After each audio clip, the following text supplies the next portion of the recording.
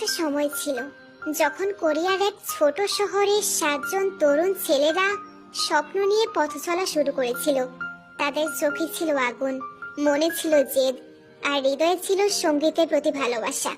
তখনও কেউ জানতো না এই 7জনই একদিন হয়ে উঠবে কোটি কোটি মানুষের হৃদয়ের স্পন্দন, যাদের নাম বিটিএস।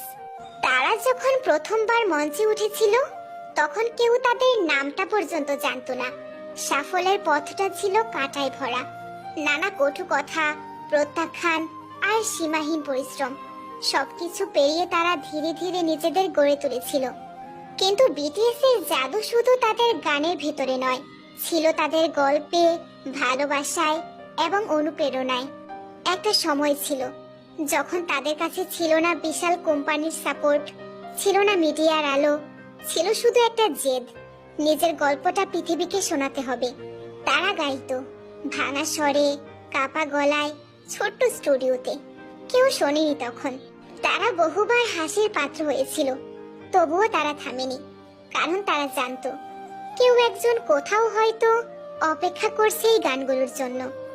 বছর গেল, মঞ্চ বদলালো, ভিড় বাড়লো, আলো ঝলমলে হলো, কিন্তু 7টি হৃদয় ঠিক আগের মতোই রয়ে গেল, বিনয়ী, সত্য আর স্পর্শকাতর। মানুষ বিটিএসকে ভালোবাসে কারণ তারা নিছক তারকা নয়। তারা নিজেদের ভাঙাচোরা গল্প সবার সঙ্গে ভাগ করে নেয়। তাদের গানে থাকে হতাশা, স্বপ্ন, লড়াই, ভালোবাসা আর আত্মবিশ্বাসের কথা। তারা শোনায় কিভাবে একটা সাধারণ ছেলেও অসাধারণ হয়ে উঠতে পারে যদি সে নিজেকে ভালোবাসতে শেখে। একটা মেয়ে ছিল, ধরো তার নাম মায়া। মায়া ছিল খুব চুপচাপ, নিজের মাঝে বন্দি।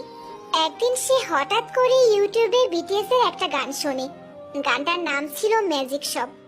গানের প্রতিটা শব্দ যেন তার ভেতরের কষ্টকে জড়িয়ে ধরে বলেছিল, তুমি একা নও। সেই থেকেই মায়া বুঝে ফেললো বিটিএস শুধু গান গায় না, তারা অনুভবও করায়।